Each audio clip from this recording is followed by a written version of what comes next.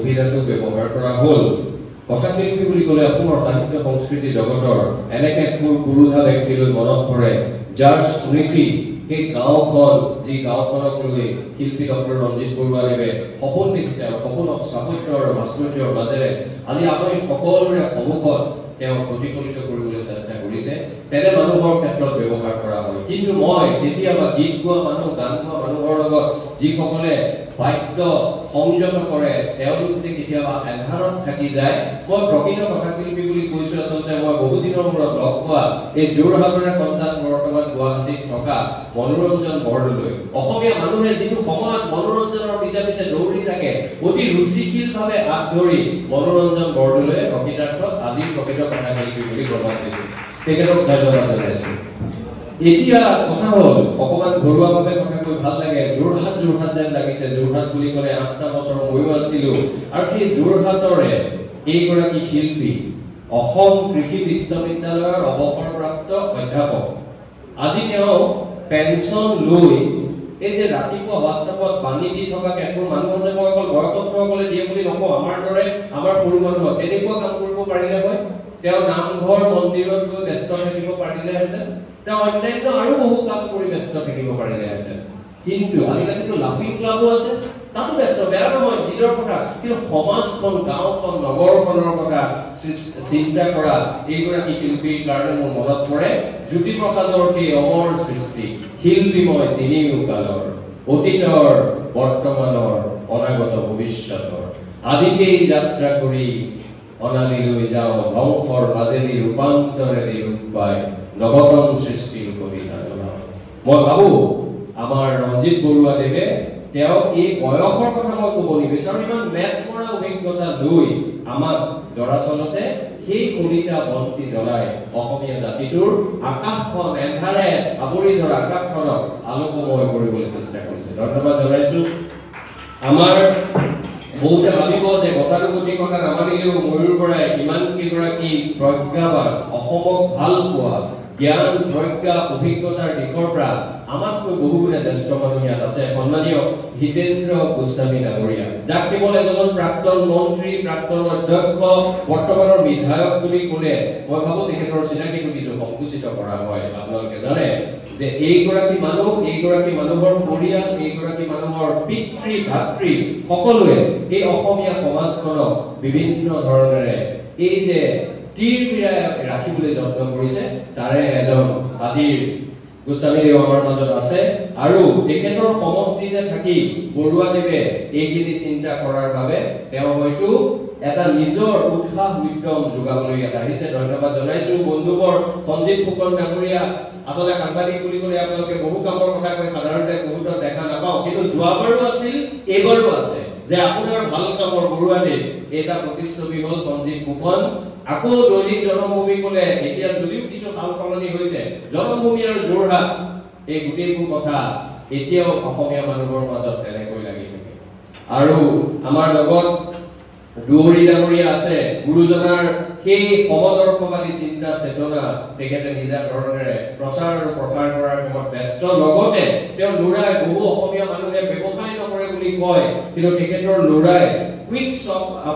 শ্বপে আপোনালোকে দেখিছে গুৱাহাটীৰ বিভিন্ন ঠাইত তেওঁই কৰিছে গতিকে অসমীয়া মানুহে যে উদ্যমী হৈ কাম কৰিব পাৰে যোৱা 2 দশকক ধৰি দৌৰিদেৱ আৰু তেখেতৰ দুই সন্তানে দেখুৱাইছে আজিকালি বহুতবোৰ ব্ৰাঞ্চ হৈছে মই এতিয়া ক'ৰবাত ইফালে যাওঁতেও দেখিলো 5টা ব্ৰাঞ্চ আৰু আপোনাৰ এখানে হাঁহিটো বাঢ়িছে হাঁহিটো অসমীয়া জাতিৰ মাজলৈ আহক মই কামনা কৰিছো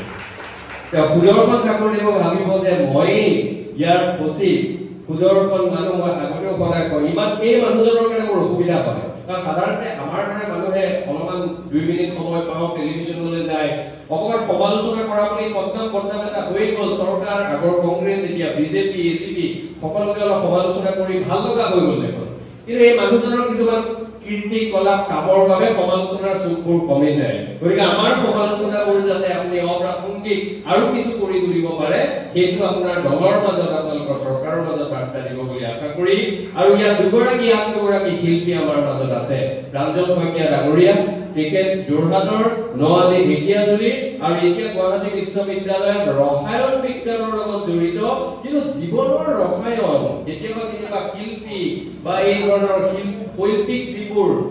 প্ৰতিমূৰ্তি ভাস্কৰ্য স্থাপত্য তাৰ লগত যে নিবিড়ভাৱে জড়িত হৈ থাকে তাৰ প্ৰমাণ হ'ল আমাৰ প্ৰাঞ্জল শইকীয়া ডাঙৰীয়া আৰু নৱজিৎ ডেকাদেৱ তেখেত আপুনি আৰ্ট কলেজৰ লগত আছে আপোনালোকক দেখিলে আচলতে ভয় লাগে আপোনালোকক দেখিলেই লাগে যে এই বিষয়টোৰ ওপৰত আপোনালোকৰ ইমান দখল আছে আৰু সেইটো বিষয়ত ইমান ম্যাদিকতাৰ মাটিয়ে দগদগাই থকাৰ পিছত মই দখল কৰিবলৈ কথা খেলিবি বুলি কোৱাৰ বাবে আপোনালোকৰ ওচৰলৈ আহিলোঁ গতিকে মই দখল কৰিছোঁ যদিও বেছি সময় আপোনালোকৰ পৰা নলওঁ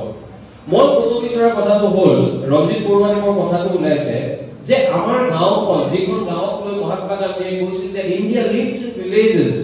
আৰু আমিও কেতিয়াবা গতানুগতিকভাৱে ৰচনা লিখোঁতে কওঁ বিভিন্ন ক্ষেত্ৰত কওঁ কিন্তু বিভিন্ন কাৰণত অকল আমাৰ দুখটো নহয় এই গাঁওখনৰ লগত থকা আমাৰ সম্পৰ্কটো শিথিল হৈ আহিছিল কিন্তু তথাপিও মনৰ মাজত এটা নষ্টালজিয়া আছে মনৰ মাজত যেতিয়া চাউল ধোৱা পানীত পুঠি মাছে পানী খোৱাৰ কথাটো মনোৰঞ্জন বৰদলৈ ক'লে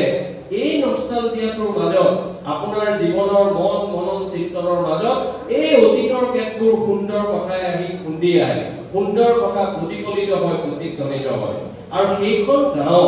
নিজা সৃষ্টিৰে নিজা ধৰণে সন্মানীয় ডক্টৰ ৰঞ্জিত বৰুৱা দেৱে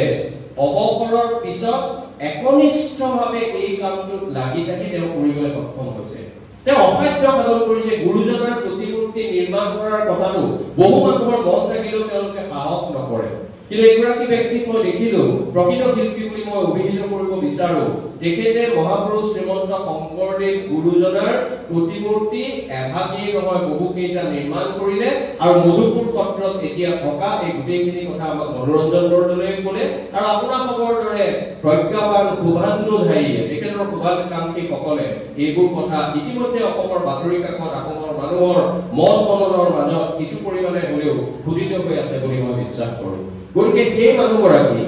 আজি মোৰ কেতিয়াবা আমি পাশ্চাত্যৰ কিছুমান ভাল কথাৰ কথা কওঁ কিহৰিত হওঁ ৰোমাঞ্চিত হওঁ আমাৰ মানুহবোৰে একনিষ্ঠভাৱে কাম নকৰে আজি মই এইভাৱে কৈছোঁ ইয়াত থকা গোটেই কেইগৰাকী এই মঞ্চত থকা আৰু আপোনালোকক সন্মান জনাই কৈছোঁ মঞ্চত বহি থকা গোটেই কেইগৰাকী ব্যক্তিয়ে বহি থকা দেই থিয় হৈ থকাটো নহয় তেওঁলোক কিন্তু একনিষ্ঠভাৱে কিবা এটা নহয় কিবা লাগি আছে থিয় হৈ থকাজনে ইফালে গৈছে তাক সমালোচনা ইয়াক সমালোচনা দুখন এখন কিতাপ বক্তৃতাবোৰ চলিছে কিন্তু একনিষ্ঠভাৱে কাম কৰাৰ এটা নিদৰ্শন কিন্তু আজিৰ এই গোটেই মঞ্চখনত আছে আৰু সেই মঞ্চখনত এই থিয় হৈ থকাজনক নহয় আপোনালোকে চাহ সকলোকে দিয়াৰ আগতে এটা হাত চাপৰি দিব পাৰে এইবোৰ আচলতে কৌশল অলপ কৰ্কে কথা কওঁ নহয় কথা কৈ ল'ব লাগিব জুতিয়াব লাগিব ন পিছৰ কিন্তু কথা কওঁ সেইকাৰণে অকণমান হাত চাপৰি এটা লৈ মই আৰু বেছি খুব দীঘলীয়া কৰিব বিচৰা নাই কিন্তু ৰঞ্জিত বৰুৱাদেৱ বুলি ক'লে মোৰ একনিষ্ঠ এই কথাটো মনত পৰে আমাৰ মানুহে কোনো এটা কামত অসমীয়া মানুহৰ সংস্কৃতিৰ দিশৰ পৰা মই যদি এটা বিভাজন আনিব নালাগে আচলতে থাকিব নালাগে ভৌগোলিক দিশৰ পৰা উজনি নামনি নহয় পূব অসম আৰু পশ্চিম অসমত অৰ্থনৈতিক সংগ্ৰামৰ কথাৰ ভাল কথাবোৰ আমি আচলতে শিকিব পাৰোঁ এতিয়া মই মুকলিকে কথা কোৱা মানুহ অলপ আগতে মই সন্মানীয় তেখেতসকলৰ লগত অভ্যাগতসকলৰ অতিথিসকলৰ লগত কথা পাতিছিল যে অসমীয়া জাতীয়তাবাদ যি জাতীয়তাবাদৰ কোলাত আমাৰ জন্ম মোৰ খুৰাদেউ আপোনালোকে জানে অমিল বৰা 1972 চনত মাধ্যম আন্দোলনৰ বাবে শ্বহীদ হৈছিল আমাৰ পৰিয়ালত দেখিছোঁ কিন্তু তথাপিও ভাবোঁ ভাষা আন্দোলন মাধ্যম আন্দোলনৰ বিশ্বজ্যোতিবিলাক অসম আন্দোলনৰ ন্যায্যতাক আমি মানি লৈও তাৰ বিশ্বজ্যোতিবিলাকৰ কথাও ক'ব লাগিব এইটোৱে হ'ল এজন শিক্ষিত সচেতন মানুহৰ দায়িত্ব কিন্তু আমাৰ অসমীয়া মানুহৰ বাকী সকলো দিশত আগবঢ়া হ'লেও একনিষ্ঠভাৱে দীঘলীয়াকৈ কাম এটা লাগি থকাৰ প্ৰৱণতাটো কম আৰু সেই ক্ষেত্ৰত ডক্টৰ ৰঞ্জিত বৰুৱাদেৱে আজি তেওঁ অৱসৰৰ আগৰ পৰা মনৰ সপোন অৱসৰৰ পাছত বয়স অভিজ্ঞতাৰ দুহাই দি তেওঁ যে সেইবোৰ কথা একাষৰীয়া নকৰিলে তেওঁ অসমীয়া এই নেৰেটিভৰ মাজলৈ সেই কথাখিনি একাষৰীয়া নোহোৱা কথাটোৱে তেওঁ আচলতে ইয়াৰ মাজলৈ he has mainstreamed those thought process of Assamese society which should be the pulsating spirit of the community at this stage when they are at crossroads আৰু সেইবাবে মই ডক্টৰ ৰঞ্জিত বৰুৱাদেৱক তেওঁ সন্মান জনাওঁ তেখেতৰ সৃষ্টি দেখি মই বিভোৰ হওঁ মই ৰোমাঞ্চিত হওঁ আৰু মোৰ দৃঢ় বিশ্বাস আপোনালোকো হ'ব কিন্তু আপোনালোক কেতিয়া হ'ব পাৰিব যেতিয়া ময়ূৰ বৰাই তেওঁ ভাষণটো দীঘলীয়া নকৰিব আৰু যেতিয়া আন সকল ব্যক্তিও তেওঁলোকৰ মনৰ দুআষাৰ এষাৰ ক'ব তাৰ পিছত আমি সিইং ইজ বিলিভিংৰ দৰে আমি তালৈ যাম আৰু এই শিল্পীগৰাকী সুন্দৰ যে ফুলাৰ মন্ত্ৰ অহোৰাত্ৰ মাতে সেয়ে আজি ইমান ফুল প্ৰভাতে প্ৰভাতে এই আজি প্ৰভাতত আমি এইগৰাকী শিল্পীৰ এইখিনি সৃষ্টিকৰ্ম দেখিম আমি কুকুৰ মাজত ল'ম গাঁৱৰ কথা মনত পেলাম আৰু জাতিটোৰ প্ৰতি আমি যদি কিবা কৰিব পাৰো সেইখিনি কৰিবলৈ চেষ্টা কৰিম যিটো সময়ত জাতিটোৰ এচাম পুৰুষ আৰু মহিলা মই সৰু ল'ৰা-ছোৱালীৰ কথা নকওঁ সন্মানীয় বিধায়ক ডাঙৰীয়া আছে কাৰণে মই কওঁ ভূপন ডাঙৰীয়াকো কওঁ আপোনালোকে মোবাইলটো মেলিলে অসমীয়া সমাজৰ কেতবোৰ খণ্ডচিত্ৰ দেখিবলৈ পাওঁ সেন্দুৰ লোৱা মাইকী মানুহ বয়সস্থ পুৰুষে অভব্য অশালী অশ্ৰাব্য কথাৰে ৰীল বনাই কেৱল কেইটামান লাইকছৰ বাবে তেওঁলোক আপোন পাহৰা হয় জাতিটোক সৰ্বদিশৰ পৰা ক্ষতিগ্ৰস্ত কৰে নতুন প্ৰজন্মক তেওঁলোকে পথভ্ৰষ্ট কৰে তেনে সময়ত অতি সহজে কৰিব পাৰে 5 মিনিট সময় দিয়ক এগৰাকী অসভ্য মানুহৰ কথা চাই 2 নম্বৰ অসভ্য গৰাকীয়ে এটা ৰীল বনাই সামাজিক মাধ্যমত উলিয়াই দিব পাৰে 2 মিনিট বা 5 মিনিটৰ কাম আৰু এইফালে বছৰৰ পিছত বছৰ ধৰি সাধনা কৰি কৰি সেইখন সমাজতে বেলেগ এখন চিত্ৰ বেলেগ এখন প্ৰতিচ্ছবি দাঙি ধৰিছে গতিকে প্ৰতিচ্ছবি এয়া চোৱাৰ সময় প্ৰতিচ্ছবি এয়া হৃদয়ঙ্গম কৰাৰ সময় প্ৰতিচ্ছবি এয়া আমাৰ বুকুত খুদিত কৰাৰ সময় মই আপোনালোকক ধন্যবাদ জনাইছো আৰু শিল্পী ৰঞ্জিত বৰুৱা দেৱক আৰু মঞ্চ শুৱনি কৰা আৰু একনিষ্ঠভাৱে নিজে ভাল পোৱা কামটো কৰি অসমৰ জাতীয় জীৱন সমৃদ্ধ কৰা প্ৰতিগৰাকী ব্যক্তিকে গতানুগতিকভাৱে নাম লৈ সম্বোধন নকৰাৰ বাবে মাৰ্জনা বিচাৰি মই আপোনালোকৰো অসমৰ প্ৰতি থকা চিন্তা যাতে আৰু বেছি প্ৰসাৰিত হওক সেই কথা আশা কৰি মই মোৰ বক্তব্য মুকলি কৰিছো ধন্যবাদ